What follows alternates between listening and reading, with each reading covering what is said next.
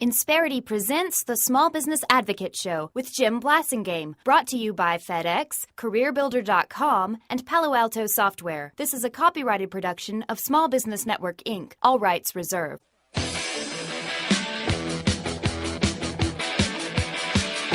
Jim Blasingame, he's the cyber king of small business. Search Google for small business expert, and he's tops on the list. I guess that makes you number one. He's number one on Google and number one in our hearts. Aww. He's Jim Blasingame, the small business advocate.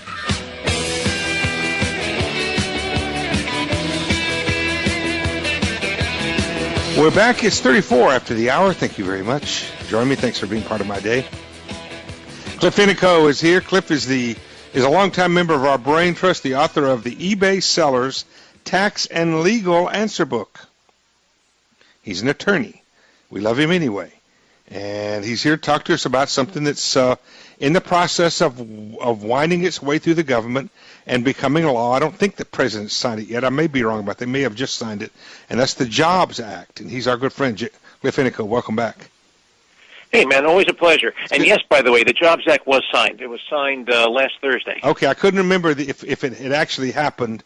But so it was signed. So now we've talked about this on the show a little bit before, but just okay. give us a reminder, because I know people are starting to read more about it now, especially now that it's actually an official law of the land. Give us the umbrella 30,000-foot view of the Jobs Act.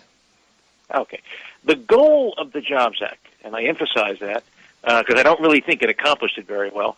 The goal of the Jobs Act was to loosen up some securities laws that have been around since the 1930s to make it easier for small companies to raise capital, from people that they don't know.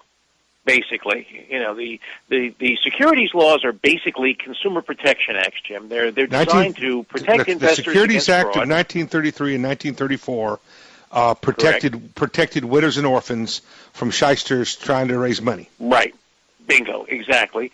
And one of the big rules that's been in there since the 1930s is the law that says that you cannot use what's called general solicitation and general advertising to promote a stock offering. So I can't go on a street corner and yell out that I got stock for sale. Right. I can't take out a full-page ad in the Wall Street Journal, and I can't publish on the internet the fact that I've got stock available for purchase. And you can't even make an offer of an investment to somebody.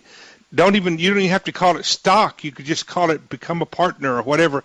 And if you offer projections on what the return could be, and you don't fall under one of the approved systems like Regulation D or one of the SEC provisions or whatever, then Cliff, there are people in jail right now who thought they were selling condominiums, and they actually, because of the way they put their deal together, they were selling securities.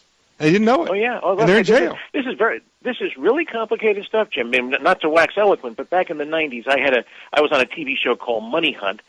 We went around the country, kind of like Antiques Roadshow, profiling all of these startup companies from around the company. And every once in a while, a guy would get up and say, "Yeah, we're in the process. We're offering 20% of our company for $3 million." We had to shut the tape down at that point because that violates that rule. These guys cannot get on TV, especially on PBS, and trumpet their stock offering. And so the Jobs Act was intended to loosen that requirement in some ways to make it easier for small companies to raise capital. And in one respect, it kind of did it, but in another respect, it didn't. And that's what doesn't the Jobs Act? There are two. It seems to me the Jobs Act, at least what I know of it, there's a couple of main segments.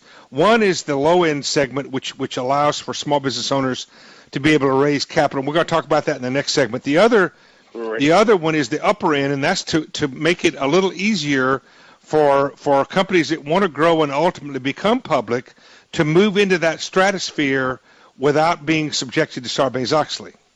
Is that correct? Is that correct? And that's right. So basically, it's just correcting.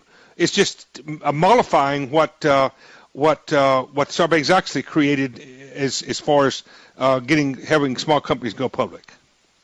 Well, for 10 years, we've been worried about what Sarbanes-Oxley is going to do to small companies. I mean, there are a lot of companies that should be public now that haven't gone public because they can't afford to gear up for all the Sarbanes-Oxley. There's also some public companies that went private because of it.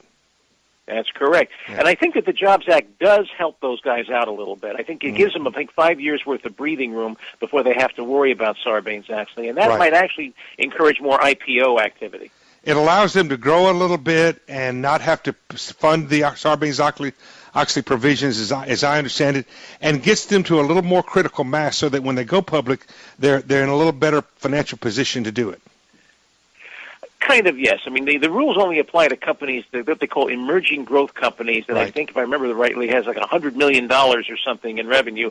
Certainly none of my clients belong to that category, Jim. But if I ever had a client like that, I think I'd drop dead of the shock. But, So, but seriously, but I think it is going to, When we come back after these messages, we're going to talk about the lower end of the Jobs Act, which is the crowdfunding, what's called crowdfunding bill, part of the bill.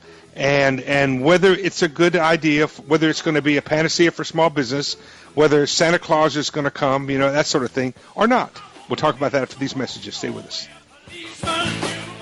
Insperity presents the Small Business Advocate Show with Jim Blasingame, brought to you by FedEx, CareerBuilder.com, and Palo Alto Software. This is a copyrighted production of Small Business Network, Inc., intended for the private use of our audience. Except as otherwise provided by copyright law, all other copying, redistribution, or publication without prior written consent is prohibited. All rights reserved.